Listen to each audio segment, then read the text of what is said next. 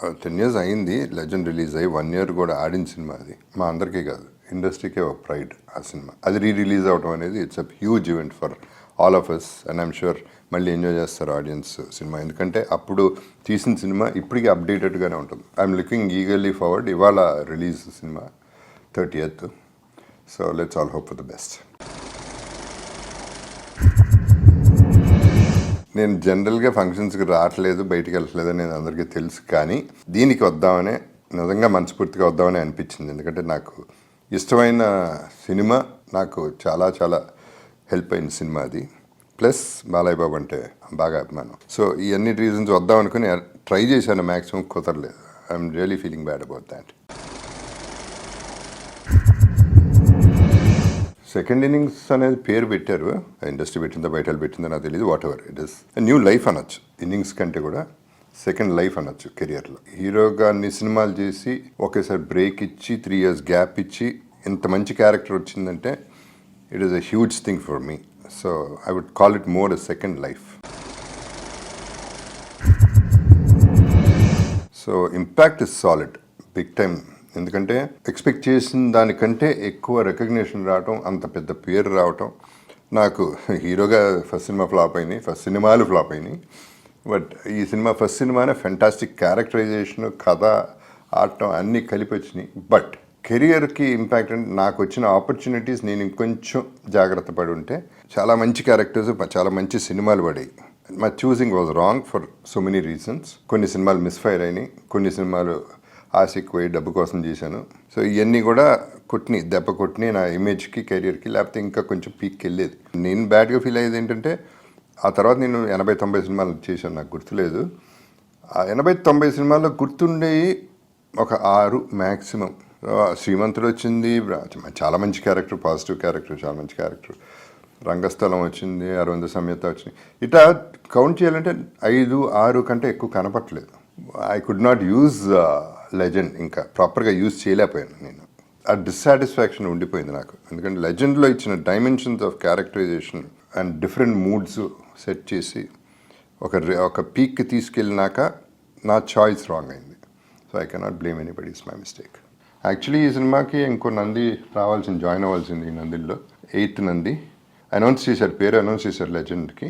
Final function చేయలేదు, award రాలేదు. Just wanted to inform you that. I would have been proud to have that award with me. Challenges ఏం లేవు, because clarity ఉంది, director clarity ఉంది.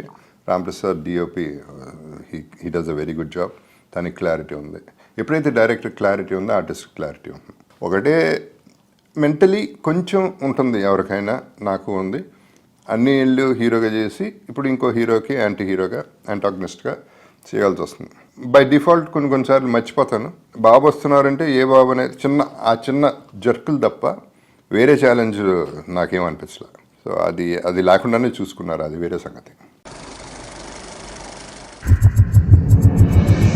నేను 3 ఏళ్ల క్రితం, దానికి ముందు 3 ఏళ్ల ముందు ఎవరైనా ఇంట్లో కూర్చుంటే ఖాళీగా, లిటరలీ ఖాళీగా, ఏమి లేకుండా, డబ్బు లేకుండా, అవకాశం కోసం ఎదురు చూస్తున్న రోజుల్లో ఏం పని లేక కూర్చుని ఉంటే ఎవరో వచ్చి, సార్ మీ స్టిల్స్ తీయాలండి, మళ్ళీ తీద్దామండి, మళ్ళీ హీరోగా చేయాలండి, చాలా బాగుంటాయండి, అది ఉంటారు కదా వాళ్ళు. సరే చెప్పాను, ఓకే తీయి. బట్ ఇప్పుడు ఇట్లా సాల్ట్ అండ్ పేపర్లో ఉన్నా, ముందు ఈ గెటప్లో తీయండి, నేను ఎట్లా తీయనండి, మీరు హీరోగానే ఉండాలి, షేవ్ చేయండి ప్లీజ్ అని నేను చెప్పాను. లేదమ్మా ఇది నాకు కావాలి, ఇది నాకు నచ్చింది, ఒకసారి నా మాట అని చెప్పి తీయించుకున్నా. అది అప్పుడు పోస్ట్ చేశాను. అది పోస్ట్ చేసింది 2011-12 వరకు అనుకుంటా. 12 వరకు ఎవరికి అంటే నా టైం రాలేదు, ఎవరు చూశారో పట్టించుకోలేదో, వాట్ ఎవర్ రీజన్స్, టైం వచ్చినప్పుడే వస్తుంది ఏదైనా. So I was sitting at home and waiting. One fine day ఇట్లా కాల్ వచ్చింది, లెజెండ్లో యాంటీ హీరోగా చేస్తాను. వాళ్ళకి తెలియదు నా frame of mind, A frame of మైండ్లో ఉన్నానో తెలియదు. చేస్తాడా చేయడా అనేది ఒకటి.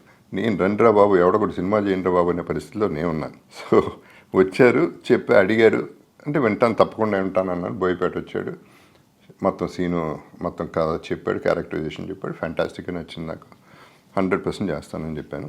ఇమ్మీడియట్గా లాక్ అయిపోయింది సినిమా. అండ్ ఓకే, నా టైం ఇప్పుడు వచ్చిందని అప్పుడు ఫిక్స్ అయ్యాను. బాలయ్య బాబుతో ఎప్పుడు కంఫర్టబులే. మేము లాంగ్ వే ట్రావెల్. ఆయన ఇండస్ట్రీలో నాకంటే ముందు వచ్చారు కోర్స్. ఆయన నచ్చుతారు, ఆయనకి నేను కంఫర్టబుల్గా ఉంటాను. సో ఇది వెరీ కంఫర్టబుల్ ఆర్టిస్ట్. అండ్ ఎప్పుడు కూడా ఆయన పెద్ద హీరో అని చెప్పి నేను అదే చిన్న జంకటం అది ఆయన ఇవ్వలేదు ఆ ఛాన్సు, నేను ఫీల్ అవ్వలేదు. ఆయన జెన్యున్గా నా వెల్ విషర్.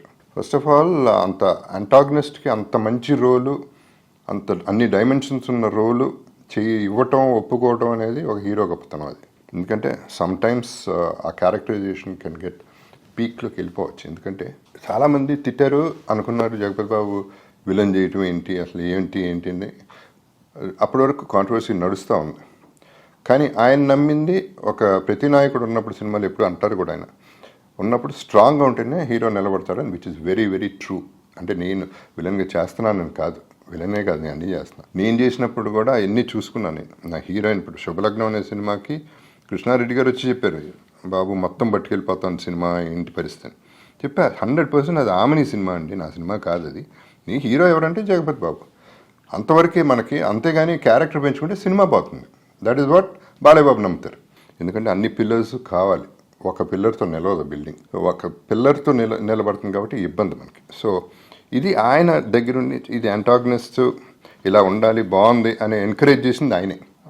వేరే సినిమాలో ఆయన సినిమాలో నన్ను అడిగితే నేను విన్నాను, తక్కువే ఉంది క్యారెక్టర్, చేస్తానన్నాను. బాలయ్య బాబు ఓకే చేద్దాం, నాకు బాగుంటుంది అని ఓకే అన్న.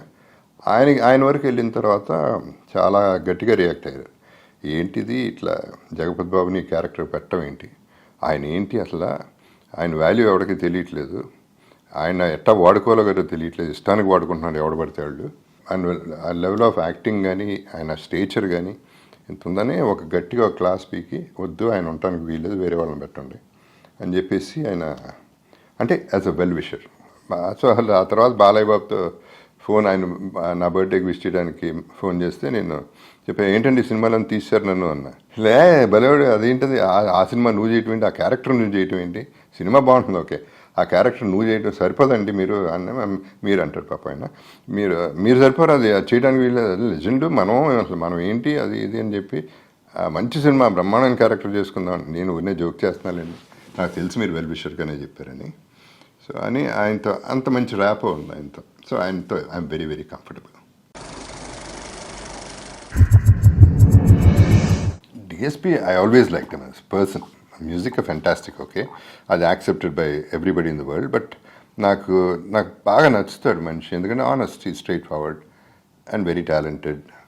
చాలా చక్కగా మాడతాడు, ఆప్యాయంగా మాడతాడు. ఒకసారి ఫోన్ చేశాడు, ఒకసారి ఇంటరాక్టెడ్. లెజెండ్ చూసేటప్పుడు ఆయన ఎంతో ఇంప్రెస్ అయిపోయి చాలా మంచి మ్యూజిక్ ఇవ్వాలి, ఈయనకి థీమ్ అదరగొట్టాలి, ఈ క్యారెక్టరైజేషన్కి నా మీద అని కాదు, ఇట్స్ నాట్ పర్సనల్, ఆ క్యారెక్టరైజేషన్కి చాలా బాగా చేయాలని చెప్పి ఆయన చాలా గట్టిగా ప్రయత్నం చేసి, కష్టపడి కూడా కాదు బాగా ఇష్టపడి చాలా ఫాస్ట్గా నా ట్రాక్ చేయటం, అది లేపి అలా కూర్చోబెట్టింది. ఎన్ని ఒక లేయర్ అయితే అది లేపి ఇంకో లేయర్ దాని top of it full coating ఇచ్చేసింది ఆ క్యారెక్టరైజేషన్కి. So I'm very happy with it. వాళ్ళు ఆ సినిమాని అంటే చాలా ప్యాషనెట్గా 100% అన్ని సినిమాలు చేస్తారు, బట్ ఈ పర్టికులర్ సినిమా చాలా ప్యాషనెట్గా చేశారు, చాలా ఎక్సైటెడ్గా చేశారు, చాలా ఖర్చు పెట్టారు, బడ్జెట్కి మించి ఖర్చు పెట్టారు. ఆఫ్కోర్స్ వచ్చినాయి డబ్బులు. అండ్ అనిల్ గారు, సాయి గారు ఇద్దరు వచ్చి మాట్లాడి రెమ్యునరేషన్ మాట్లాడి, so that was a very good remuneration. అప్పుడు నాన్నగారు బ్యాక్గ్రౌండ్ అయి ఉండొచ్చు, నాకు మరి వాళ్ళకి అవసరం అయి ఉండొచ్చు, వాట్ ఎవర్ రీజన్స్. అంటే నేను ఒక స్టేజ్లో నేను అడిగాను, బడ్జెట్ ఏంటండి ఎక్కువైపోతుంది ఏంటంటే, లేదండి సినిమాకే కదా పర్లేదండి అంటా ఉన్నారు. సో అంత ప్యాషనెట్ పీపుల్ వాళ్ళు.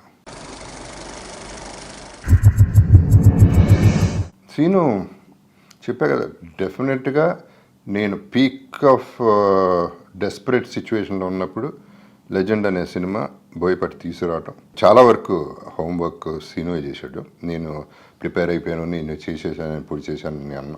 ఓన్లీ థింగ్ నా లుక్ లక్కీగా అది అట్లా సెట్ అయింది, లుక్ సెట్ అయిపోయింది. డ్రెస్సులు నా ఇంట్లో డ్రెస్సులు వేసుకున్నాను, అవి కూడా సెట్ అయిపోయినాయి. సో అవన్నీ వర్కౌట్ అయిపోయినాయి. అంటే ఇన్ని డైమెన్షన్స్ ఉన్న క్యారెక్టర్కి ఫస్ట్ సినిమా అనేది నాకు ప్లాట్ఫామ్ వేసింది సీను.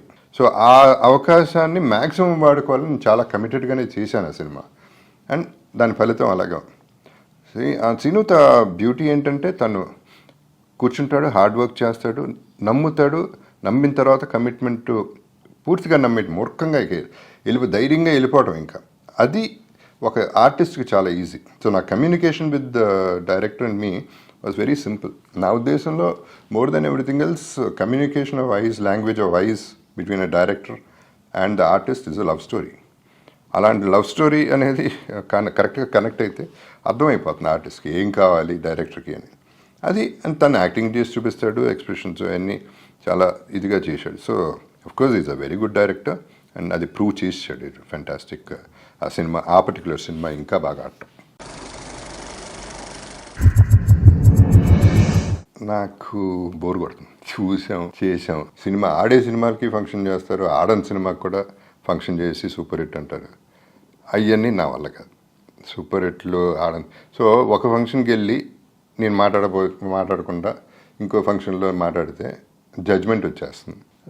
క్లియర్గా చెప్పాడు అంటే, జగపతి బాబు చెప్పాడంటే ఛాన్సెస్ ఒక చిన్న బయాస్డ్ ఒపీనియన్ వస్తుంది. పైగా నాకు బోర్ కొడుతుంది, సరే నేను చావలేను, పొగట్టాలి అని నా మొహంలో కనపడిపోతుంది. ఈ బోర్ కొడుతుంది, ఫంక్షన్ పాడైపోతుంది. ఎందుకు అవసరం అంతా? సో ఊరినే వెళ్ళి దాన్ని నేను మూడ్ పాడు చేసుకుని, నా టైం నేను పాడు చేసుకుని, అందరికీ నాకు బోర్ కొడుతుందని చూపించి, నా ఫేస్ చూపించి, ఇవన్నీ అవసరం లేదనిపించింది నాకు. ఇన్ఫ్యాక్ట్ నాకు చిన్న సినిమాలు చేయాలని చాలా ఉంది. ఎందుకంటే వాళ్ళు కమిటెడ్గా చేస్తున్నారు, కొత్తగా ఉంటున్నాయి సినిమాలు. నా బ్యాడ్ ఏంటంటే I'm a poor rich man అంటాను నేను. సినిమాలు పెద్ద పెద్దవి ఉన్నాయి, ఓకే, బట్ ఆ సినిమాలు జరగట్లేదు. షూటింగ్లు పోస్ట్పోన్ అవుతూనే ఉంటాయి. ఆ సినిమాలు ఉన్నాయి కదా అని వేరే సినిమాలు రావట్లేదు. అమ్మో జగపతి బాబు పెద్ద సినిమాలు చేస్తున్నాడు, ఇంకోళ్ళు ఇంకా అమ్మో చాలా ఎక్కువ తీసుకుంటున్నాడు, మనం వెళ్ళాము, ఇట్లా కొన్ని వస్తుంది. ఈ పోస్ట్పోన్ అవడం వల్ల నాకున్న సినిమాలు ఊడిపోతున్నాయి. బట్ నేను అటు ఇటు కాకుండా అయిపోయాను. So that is how miss అవుతాను. ఇంతకుముందు కూడా 2-3 సార్లు అన్నారు జగపతి బాబు అయిపోయాడు, జగపతి బాబు లేడు, ఇక అది ఇది అని ఒక స్టేజ్లో నేను అనుకున్నాను. నిజమే, లెజెండ్కి వచ్చే ముందు 2 months ముందు. బట్ మళ్ళీ వచ్చా. సో నేను ఎక్కడికి పోను. What I'm trying to say is, వెళ్ళినట్టు వెళ్తాను, మళ్ళీ వస్తూనే ఉంటాను.